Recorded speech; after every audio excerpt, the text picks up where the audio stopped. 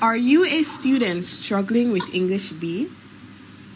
Is the language used in Twelfth Night too old? Is the poem An African Thunderstorm riddled with so much figurative language it is impossible to decipher? Does Birdshooting Season seem like a poem solely for intellects? Fear not. We are students of English B here to present a crash course on the mentioned texts. We will be using our extended knowledge of literature to read, analyze, and interpret the text, and to identify relevant literary devices and themes. Please enjoy the full video to aid you in your upcoming exams. Twelfth Night by William Shakespeare. About the playwright. William Shakespeare is an iconic playwright and poet who was born in Stratford, England, 1564, during the reign of Queen Elizabeth I. He was not born into wealth.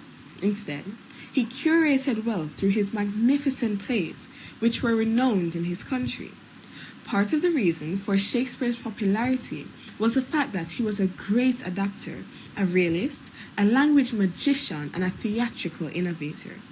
He was inspired by pre-existing works and by history. Shakespeare had the fantastic ability to create two-dimensional characters who reacted differently to changing circumstances. Even though his plays were set in the far past, the trends displayed proved true today. The characters experienced real emotions. He used amusing language to captivate all audiences, educated and uneducated, rich and poor, young and old. Shakespeare's plays use a particular form of blank verse known as iambic pentameter. Socio-historical context. Twelfth Night was written during 1600s England. In order to fully comprehend the play, it is important to decipher the socio-historical context surrounding it. England in the 1600s was a Christian country governed by the church. At that time, non-affluent men had no vote and women had no rights at all. In fact, Viola's disguise as Cesario was inspired by the fact that women were not allowed to act in theater, and so young men played female roles. To relieve these men ever so often, plays across the nation casted male actors to play the role of females who were disguised as men. Shakespeare began by writing drama that was based on the history of England. However, his work soon evolves into comedy and romance. At the end of the 16th century, when the admired Queen Elizabeth I became stricken with old age, and after the death of one of his twins, Shakespeare wrote more tragic and melancholic plays, such as Twelfth Night. Background.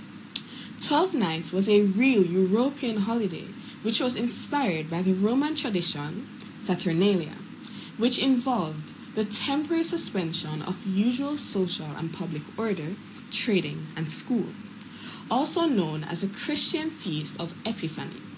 Twelfth Night took place on the 6th of January during the Elizabethan era.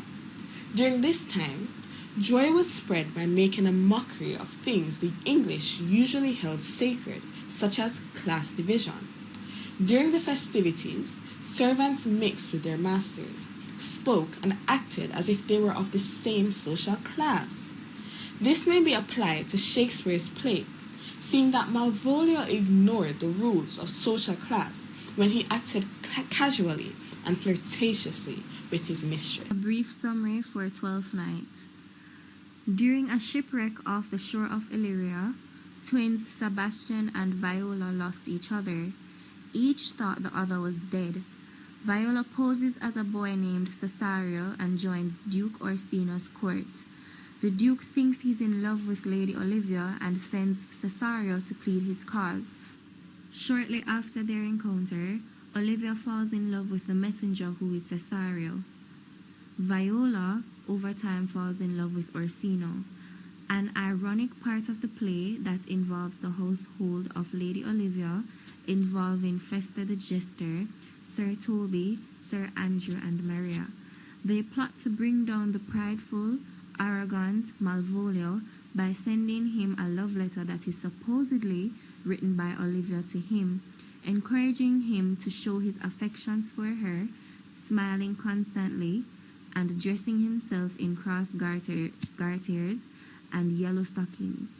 Malvolio discovers the letter, thinking it is addressed to him, and cheerfully complies with its instructions while harboring fantasies of marrying Olivia and rising to noble status. He acts so weirdly that Olivia begins to believe he is insane. Meanwhile, Sebastian, who is still alive after all, but believes his sister Viola to be dead, arrives in Illyria.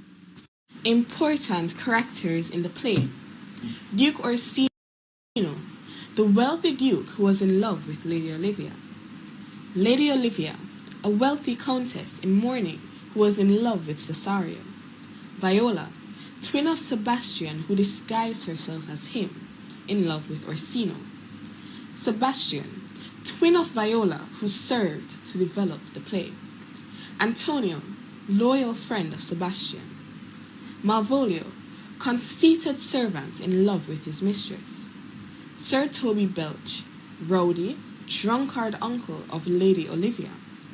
Sir Andrew Aguecheek, dull-witted, unintelligent friend of Sir Toby Belch.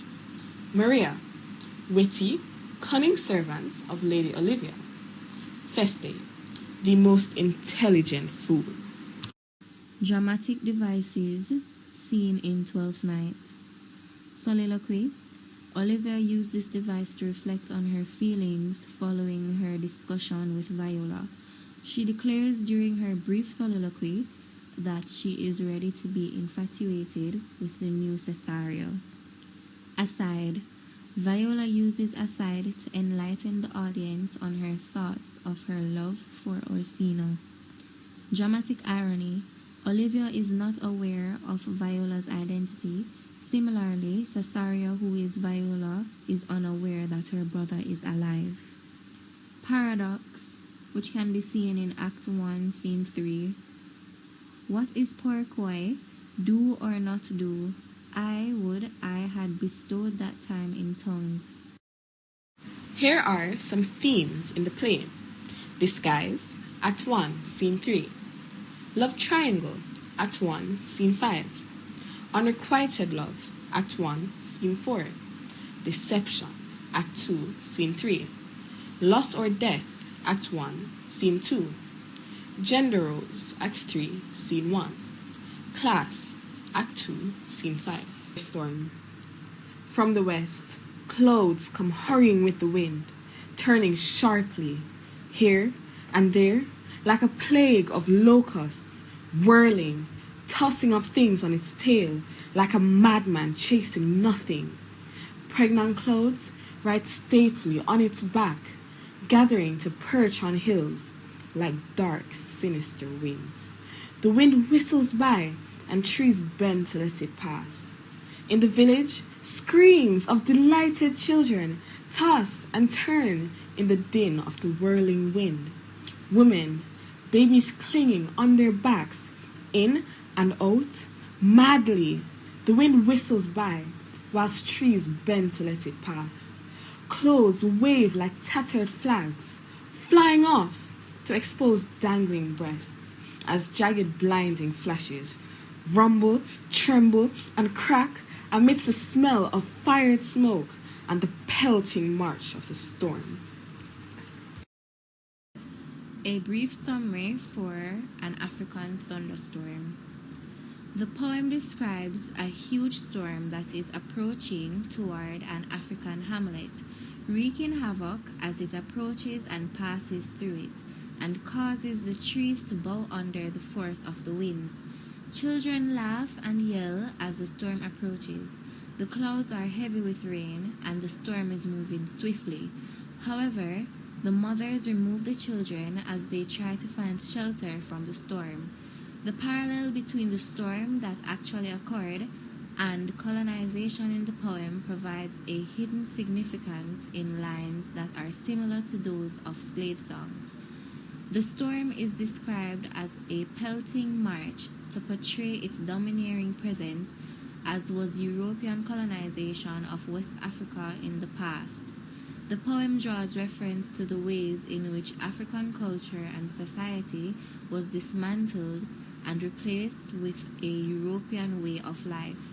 It seems as though the naive children relished in this change, while the aware mothers feared the implications of such a change. Line by line analysis.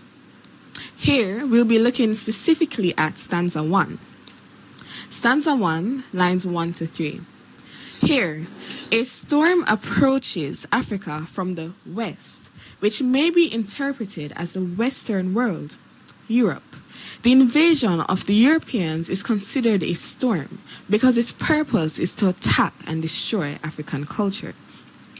So throughout the entire poem, An African Thunderstorm, we notice that the poet, David, his intention was to use a thunderstorm as a figurative device to symbolize colonialism.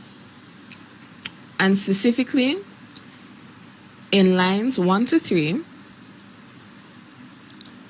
the storm focused on the way in which African culture was dismantled and destroyed by colonialism. It's a storm because it's dangerous, it's damning. Stanza 1, line 5. A simile was used to compare the storm to a plague of locusts, which are wild and unsympathetic creatures. The process of colonization requires wild and unsympathetic leaders who lack conscience in view of its unpredictability and brutality. So colonialism in itself is a brutal and an unpredictable process, because colonialism is the capturing of another country by a mother country. For example, the way in which Jamaica was colonized by England. It's a forceful procedure that the people of the colonized country, or otherwise known as a territory or colony, do not agree to. That's why it can be considered wild and unsympathetic. It's because the Africans did not want to be colonized. That was something that was forced upon them. And it was forced by brutal measures such as coups and violence and fear. That's how they did it. Stanza 1, lines 7 to 8. The storm tossed up things on its tail, in that it captured and destroyed African tradition and culture. In the way that a storm gathers objects in its center, the Africans were caught in the mouth of the storm, which was the most dangerous place to be. Another simile, like a madman chasing nothing, shows that colonization was a brutal process that required the lack of self-awareness and conscience of a madman. Stanza 1, line 9.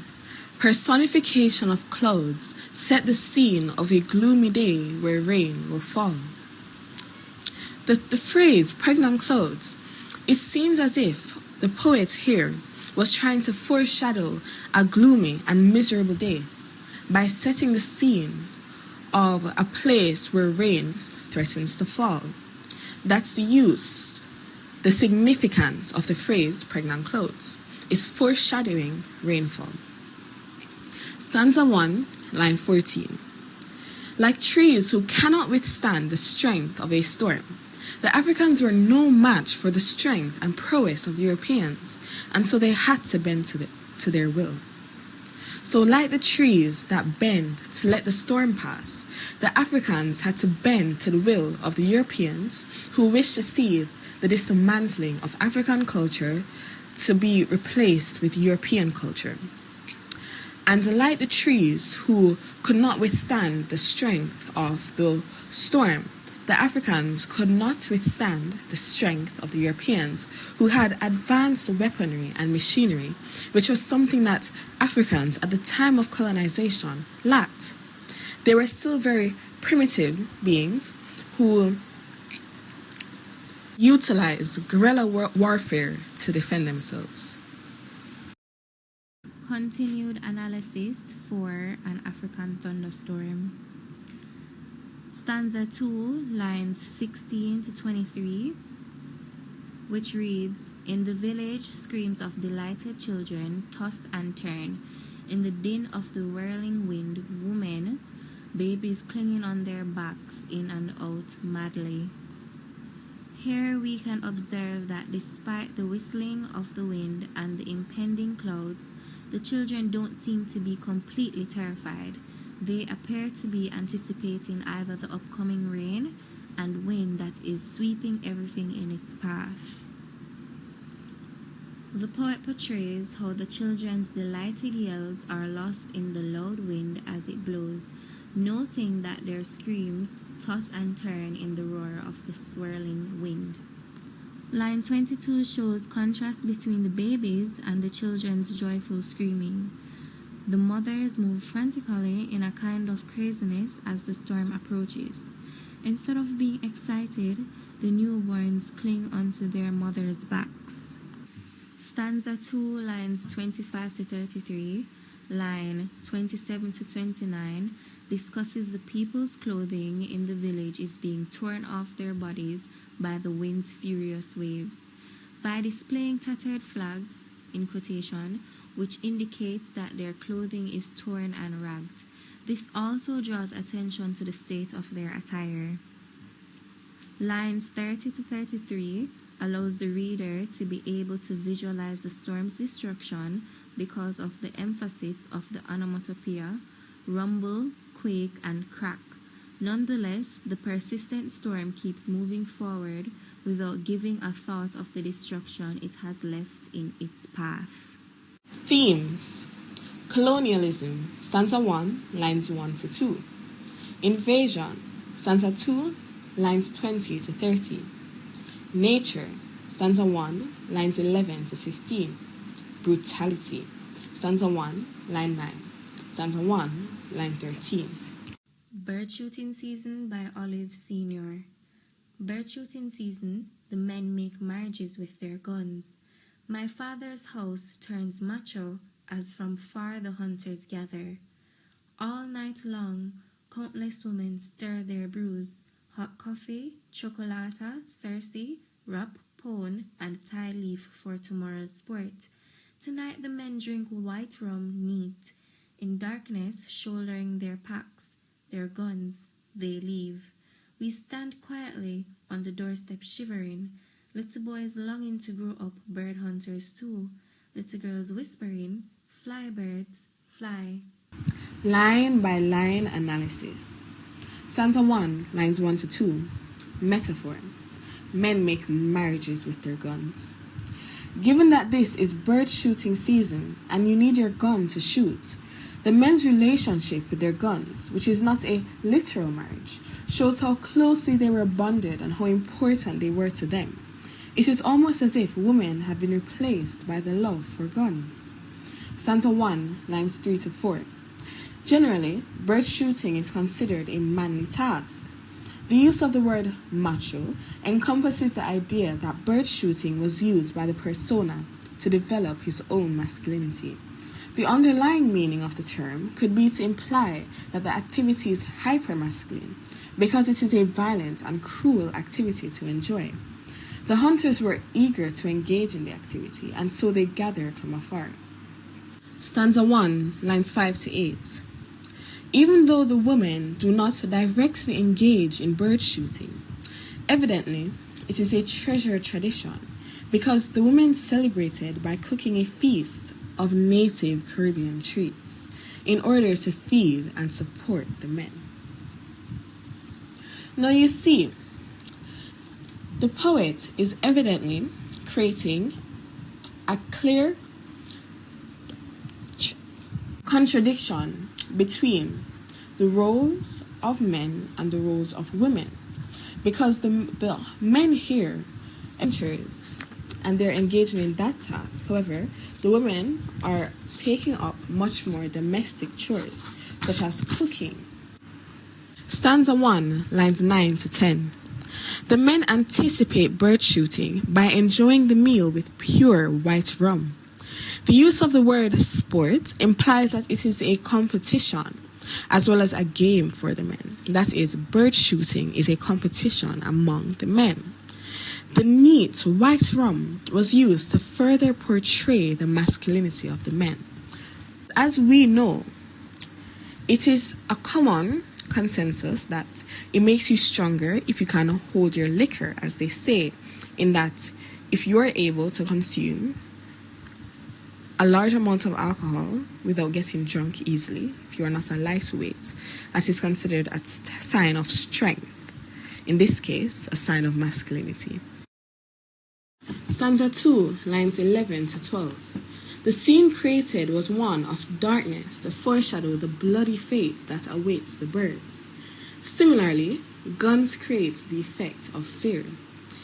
This could properly outline how it is the girls in this poem feel about bird shooting.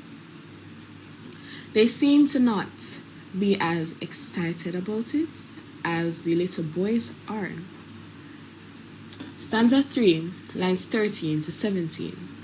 The visual and auditory imagery used in this stanza of little girls shivering and whispering allows the reader to picture the reaction of the young girls to the tradition, which is in contrast to the boys who admire the men and wish to be like them. The girls encourage the birds to fly away to escape the death that awaits them. So because bird shooting actually involves the killing of birds, it seems as though girls fear bird shooting, they despise bird shooting, they think it's cruel. And that is in contrast to how it is the boys perceive bird shooting. They see the older men engaging in bird shooting and they admire the older men for doing it, and they long to become bird shooters. They long to grow up and be like those men. But the girls whisper, "Fly, birds, fly." Because the girls want the birds to escape being shot. The girls want the birds to live. Now, a short summary for bird shooting season. The poem is narrated by what seems to be a child member of the household, as he or she tells the happenings in preparation for the hunt. The persona's father's home attracts men all over, contributing to the macho and manly environment there. Through the eyes of the child, both the men's and women's preparations are described. Women prepare food and provide tea and coffee to these hunters as they go for this seasonal emigration. The little girls encourage the birds to fly away. The small boys all fantasize of becoming bird hunters like their dads. Themes that were identified in this poem: nature, which was seen in line 17, fly birds fly. The theme that was identified was gender roles, seen in lines 2 to 10. Make marriages with their guns. My father's house turns macho as from far the hunters gather. All night long countless women stir their brews. Hot coffee, chocolata, Cersei, wrap pone, and tie leaf for tomorrow's sport. Tonight the men drink white rum neat. Childhood experiences highlighted in lines 13 to 16. We stand quietly on the doorstep, shivering, little boys longing to grow up bird hunters too. Little girls whispering. Masculinity was also another theme that was identified in line 3. My father's house turns macho. Lastly, tradition, which was seen in lines 5 to 10 and lines 14 to 15. Line 5 to 10 says, all night long countless women stir their brews. Hot coffee, chocolata, Cersei, wrap pone, and tie leaf for tomorrow's sport. Tonight the men drink white rum neat. Lines 14 to 15 says, little boys longing to grow up a bird hunters too.